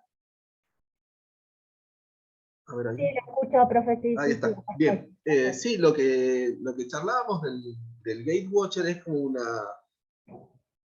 algo similar a lo que en periodismo estudiamos hace muchos años como el Gatekeeper. No sé si te recordarás, que era como el cuidador de la puerta, vendría a ser, en una traducción, que venía a ser el editor en jefe de los medios, usualmente eran en los diarios, cuando se estudió esto originalmente, allá por mediados del siglo XX, que era la persona, el gatekeeper, el cuidador de esta puerta, que decidía qué información se iba a publicar en el medio. Es decir, de todas las notas que llegaban, de la información que llegaba, él era como un seleccionador y decidía qué pasaba por esa puerta del medio para llegar a la audiencia. Este nuevo nivel, que nosotros no, hay muchos autores que lo denominan Gatewatcher, es como una extensión del Gatekeeper. El Gatewatcher vendría a ser como el observador de esa puerta, que es el que toma esa información que ya publicó el medio y la resignifica por su lugar de influencer. Es decir, es una persona que tiene muchos seguidores, que toma a esa información transmitida por los medios y la resignifica y la retransmite hacia sus seguidores de una manera totalmente diferente, digamos. Por eso hacíamos esta referencia del Gatekeeper, que era el original de los medios, y los Gatewatchers, que son los que hoy denominamos como influencers o personas que tienen muchos seguidores que influencian supuestamente a esos seguidores y a esa audiencia que los sigue a ellos particularmente, y por eso decíamos que son en algún punto aliados también de los medios, porque retoman esa información que quizás sus seguidores no tienen nada que ver con los medios. Por ejemplo, el ejemplo que dimos nosotros era de lo que hizo, el video que hizo Santi Maratea sobre la nota que dio La Nata en su programa sobre Milagro Sala y Shakira. Muchas de las personas, estoy segurísimo, que siguen a Santi Maratea, que es un chico joven, utiliza las redes de una manera totalmente diferente, digamos, a lo que son los medios de comunicación, probablemente ni siquiera hayan visto la nota de La Nata, no hayan visto lo que produjo el medio, particularmente este Gatekeeper que fue La Nata produciendo esa nota. Es muy probable que los seguidores de Santi Maratea ni siquiera la hayan visto, pero la vieron ahora resignificada a través de este Gatewatcher que fue Santi Maratea. Esa vendría a ser como una explicación general de la diferencia entre uno y otro, el Gatekeeper y el Gatewatcher. Espero que se haya entendido. O sea que lo hacen la mayoría los influencers. Como que este trabajo lo hacen más los influencers. Exactamente. Cualquier persona puede generar este tipo de rol dentro de los más dentro de estos nuevos modos de comunicar. Exactamente, sí. Y le denominamos Gatewatcher porque no es una persona común y corriente, sino es una persona que tiene muchos seguidores. Que no es un medio de comunicación, es una persona común y corriente. No es particularmente un medio periodístico, pero retoma esa información periodística, la resignifica y llega de otra manera a otro público, totalmente diferente. Ok, gracias. Sí, son fenómenos, ¿no? que nos atraviesan, que suceden y que queríamos ponerlos a consideración porque, para entenderlos, ¿no? Para saber desde dónde estamos parados y cómo tendríamos que trabajar y cómo incorporar eso que está pasando, ¿sí? Porque no podemos tapar el sol con un dedo, ¿no? Tenemos que ser conscientes de lo que sucede a nivel global, a nivel Argentina, a nivel local también. Y a partir de ahí construir estrategias mediáticas, ¿no? Y en el caso tuyo, Laura, que vos estás trabajando con comunidades rurales, también es importante el conocimiento, digamos, del territorio que vos tenés, ¿no? Que te da claramente un plus, y que también entiendo, y también es un poco esto lo que proponemos, ¿no? desde el módulo, es incorporar a las personas de tu comunidad, ¿no? Como también generadoras de contenido, ¿no? Esto siempre decimos que todos tenemos algo para contar, ¿no? Todos sabemos algo de diferentes ámbitos, a través de nuestras distintas experiencias y recorridos, pero todos tenemos un capital de conocimiento, ¿sí? Quizá no es un conocimiento académico, pero es un conocimiento de mundo muy válido también, y que como periodistas tenemos que estar permeables, ¿sí? a esas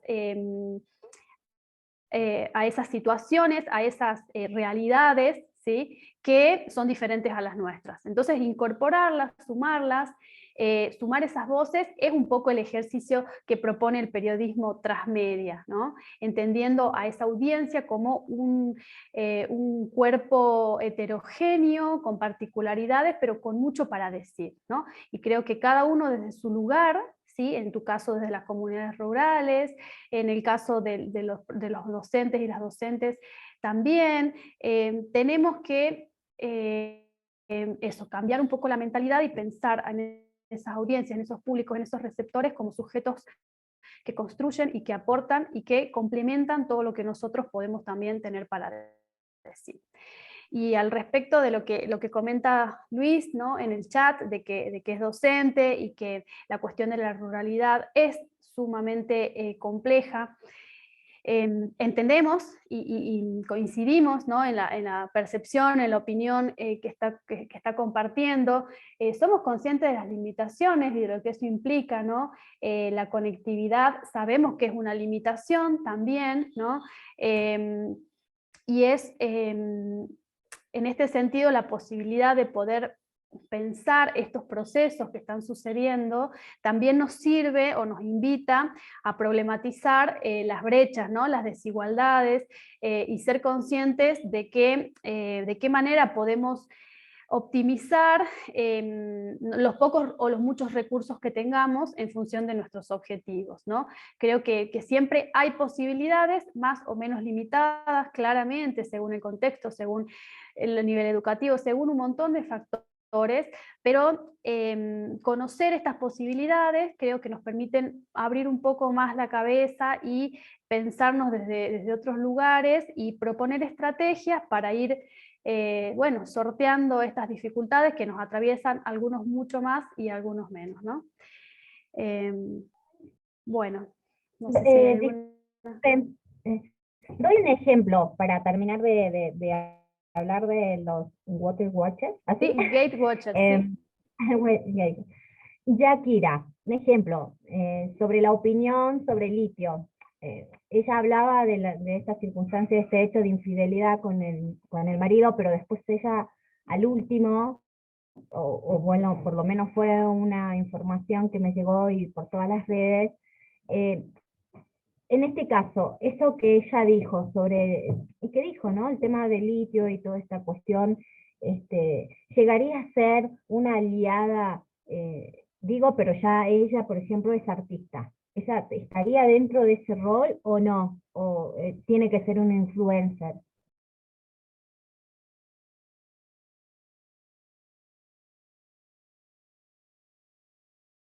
Laura, ¿no? Perdón, Laura, pero no vi qué dijo Shakira particularmente, pero sí podría funcionar porque, a ver, es tan amplio la idea de influencer hoy, lo que antes se llamaba, hace muchos años, los líderes de opinión, le denominábamos nosotros, puede ser una influencer ella, por supuesto, y se utilizaron los artistas y las personas que tienen llegada masiva, se utilizaron mucho antes de la utilización de las redes para ayudar a comunicar o transmitir determinadas cosas. No sé particularmente qué pasó con Shakira y el litio, te pido disculpas, no leí nada al respecto, pero sí, ella tiene una plataforma y una llegada a millones de personas que probablemente no tengan ni la menor idea de qué es el litio, y si habló de algo en particular de eso, te aseguro que esa gente se está conociendo del tema o está interesándose de alguna manera, porque ella lo resignificó también. Sí, viene a ser un ejemplo también de Gatewatchers. Estuvo en las redes sociales sobre las últimas problemáticas sobre territorio comunitario y minería, entonces ya hace una crítica en contra del litio, ¿no? Primero en la nota, bueno, en Facebook dice el tema de la infidelidad, y después lo comparto, no sé por dónde lo puedo compartir, pero digamos, dentro de lo que es la problemática ambiental en relación a la puna, ha estado, por lo menos en las redes, o por lo menos me ha llegado a mí desde varios sitios de pueblos originarios, y esta problemática ambiental, y de varios lugares donde estamos viendo el tema ambiental, que no necesariamente tampoco es pueblos originarios, sino que es otras personas, como otras organizaciones ambientalistas o instituciones ambientalistas. Y nada, ella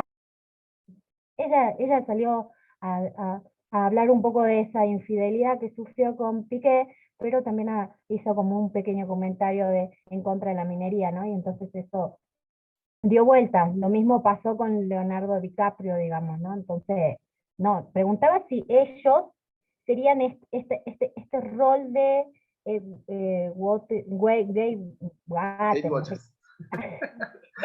eso, ya le voy a poner algún nombre a mi estilo, a ver si le puedo dar. Pero digo, serían estas personalidades artísticas, serían parte de esto, digamos. Sí, tranquilamente. Para que lo entiendas, desde cualquier ejemplo.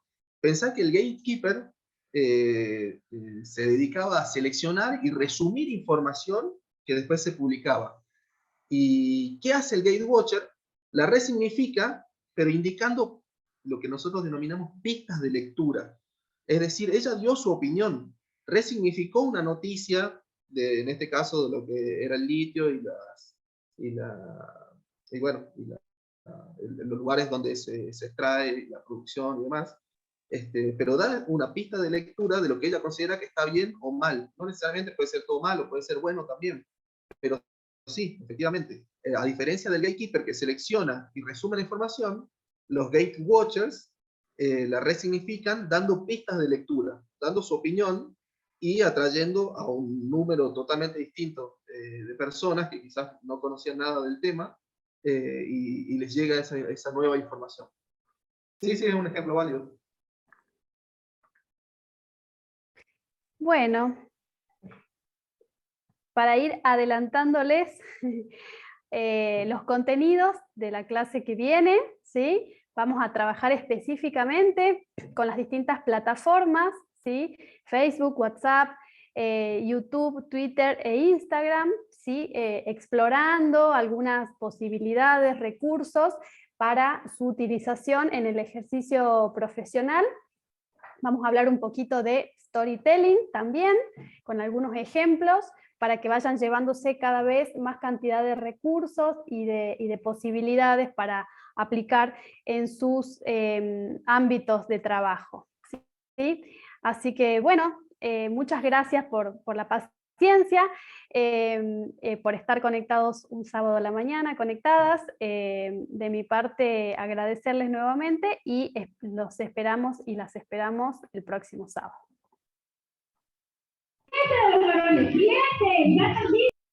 Bueno, gracias a la profe y al profe, la verdad que una clase súper enriquecedora, y me parece que son herramientas cotidianas, ¿no? Con las que estamos todo el tiempo interactuando. No sé si en algún momento se va a iniciar mi cámara, pero bueno. Así que, bueno, nada, los esperamos y las esperamos la próxima clase. También ya saben que en el aula virtual está toda la información, va a estar ya mañana subida esta clase para que la vuelvan a ver, si les quedó alguna duda, si quieren tomar otra anotación. Y bueno, ya saben, de información o cualquier consulta también están las tutoras y los tutores. Así que les deseo un lindo fin de semana y nos estamos viendo el próximo sábado. Bueno, muchas gracias.